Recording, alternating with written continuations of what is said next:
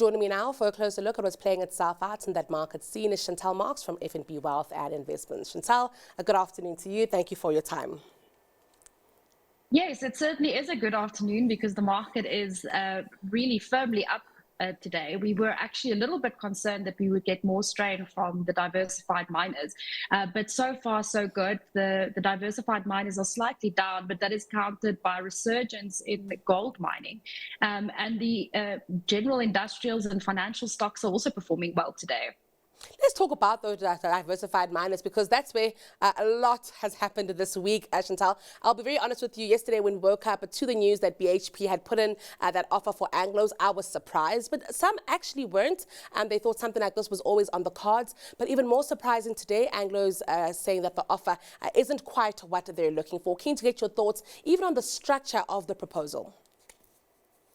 Well, we always thought that Anglos was a pretty decent takeover target for one of the larger diversified miners. And that's mainly because of the quality of its copper assets and the growth prospects within those copper assets that they've worked really hard on building out over the last few years. But Anglos is a lot smaller than those bigger diversified miners like Glencore and BHP and Rio Tinto. So we're not surprised that they've come with an offer, particularly because Anglo American share price has been under so much pressure.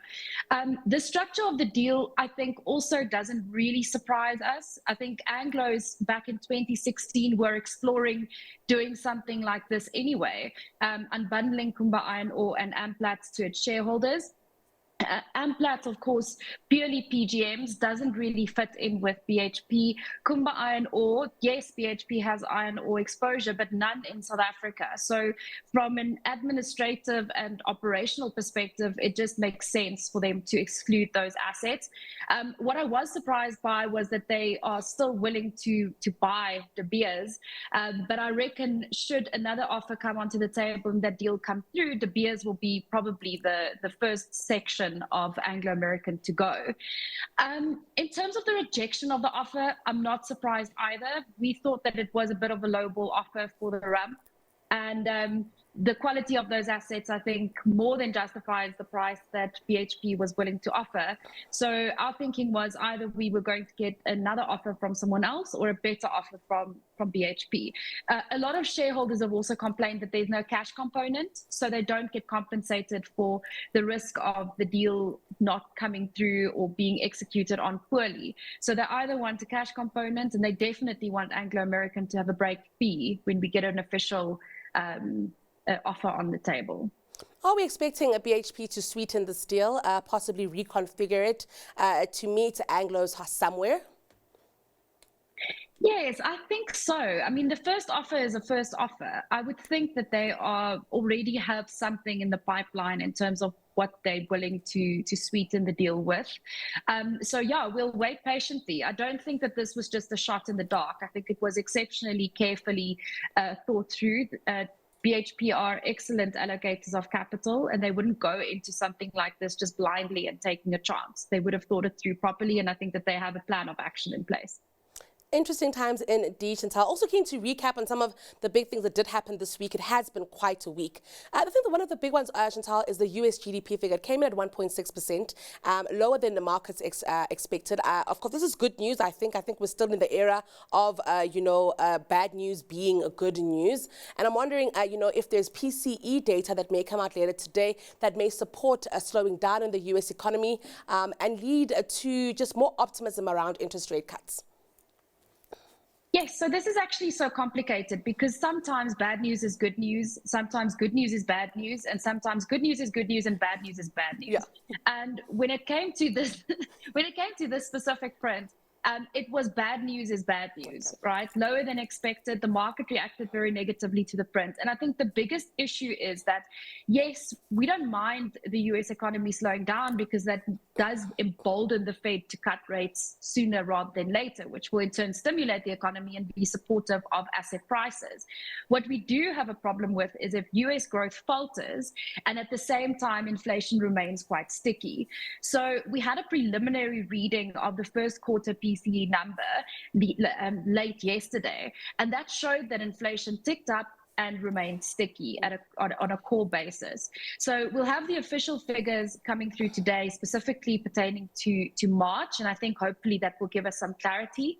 But the threat here is that if you have lower growth but inflation staying sticky, you have a stagflationary environment and a Fed that can't really do much to stimulate the economy should they actually start moving closer towards stagnation or even recession.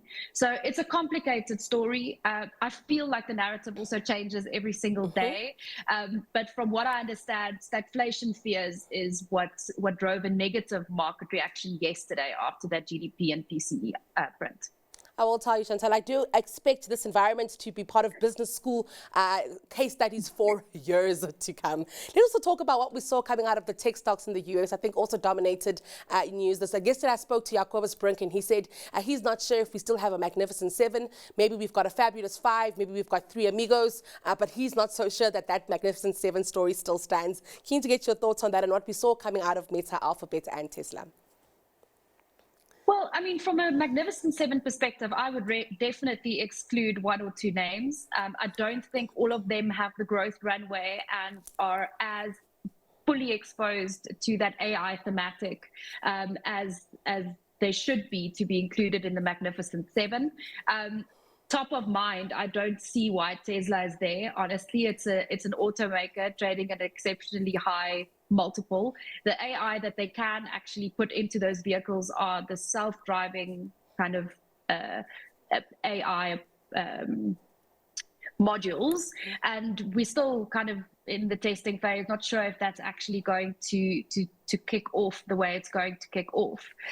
The other question mark, I think, is around Apple currently, really struggling in the Chinese market in particular in terms of handsets.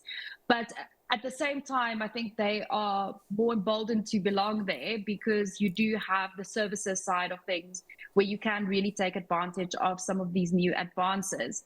But certainly last night, with the results that we saw from Microsoft and Alphabet, they really do belong among the Magnificent 7. I mean, just beating expectations across the board on almost every single metric, and a pretty upbeat outlook as well for both of these companies, and continuing to invest heavily in AI, but importantly, remaining highly cash generative, generating massive amounts of free cash flow, and Alphabet going so far as to start paying a dividend. Absolutely interesting times indeed, Chantal. I'm keen to get your stock pick in a bit, but first I'd like us to reflect on counters that have found favor with your industry peers. So I'm picking Meta. They had results last night that were fairly solid, but they've ramped up their capex on AI.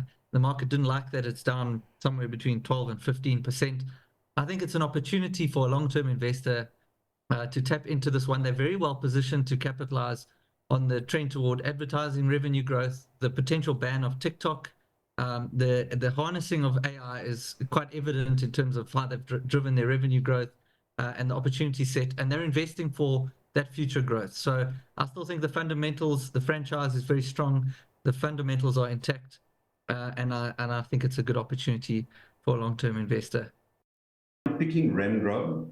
Now, Remgro is almost the opposite of Meta. It's utterly lacking in excitement and growth, but it's extremely cheap. Essentially, Remgro has assets worth about 250 Rand, and the shares trading at 120 Rand. And they have decent quality assets. I mean, their main assets are Mediclinic, CIVH, which is a fiber business, Outsurance, Heineken, First Rand, a stake in Discovery. But essentially, you're paying 5 Rand for a 10 Rand note. But what you are relying on is the management of Remgro to do something slightly more interesting and exciting with the portfolio. For 10 years, Remgro has underperformed. And, you know, we really are hoping that there will be some changes at Remgro. What they essentially need to do is they need to do a share buyback. They need to sell off their listed assets and do a share buyback. I mean, this is not hard to do, and it can be done with a stroke of a pen. And we need them to kind of grasp the nettle, realize that it's been a decade of value destruction, and it's about time for them to do some basic things, mainly a share buyback. I'm picking Meta. I think they continue to improve their revenue and their profit dynamics. Their financials are much improved. And I think going forward, they're going to be a platform that's going to do more than just advertising. They're going to reach out with more products and more services. So I think they've got a big market. They are far-reaching. They've got a lot of eyes on them. And the politics around what's happening with TikTok is going to lean towards them. So I think they're going to do well going forward. All right, Chantal, Meta, 2 out of 3 of those stocks, and Remgro, keen to get your thoughts on those. Thank goodness I didn't pick Meta as well today as my stock pick. But I mean, it's up there in terms of the companies that I really like right now, particularly after that very negative reaction to their capex and cost guidance for the next year. For me, the only difference between Meta's results and Alphabet and Microsoft's results is that Alphabet and Microsoft said, yeah, we're going to invest heavily into AI, but didn't give any figures. Whereas Meta were super transparent in terms of what they were planning to spend, and the market punished them for it. So I think it was an unfair punishment. And yeah, I would also kind of back a call to get involved right now. And then Remgro, I had a little chuckle at the exact opposite of Meta, but it's the quintessential SA Inc. stock. And I think I really like SA Inc. going into the elections. I think there's a lot of negativity baked into these share prices, and Remgro is a very solid way to play that thematic as well. With that said, Chantal, which counter are you loving today? I'm going all the way down in terms of market size, and I'm going to go for AECI today. Okay. So I like the company because they have kind of 4 main businesses. The first being mining, particularly mining explosives. I think that we are still in a mining capex uptick part of the cycle, and I think that AECI will benefit from that. They're also well diversified outside of South Africa, so a lot of our issues that we're facing here specifically won't have as big an impact on them. Then they have a pretty big chemicals business, and I think that chemicals prices globally probably bottomed towards the end of last year, so I would expect improved revenue and profitability there. They have a sizable water business, and we know that water infrastructure and water treatment is so topical in South Africa right now, and indeed in the rest of the world, so I think that they'll benefit there as well. And then they've got a small agribusiness, which I think will also benefit from a move towards and a requirement to improve crop yields going forward, especially in light of climate change. So a long-term call, but looks really cheap right now. Well, Chantal, an absolute pleasure having you join us this afternoon. Thank you so much for your time and insights. That was your midday markets update with Chantal Marx from FNB Wealth and Investments.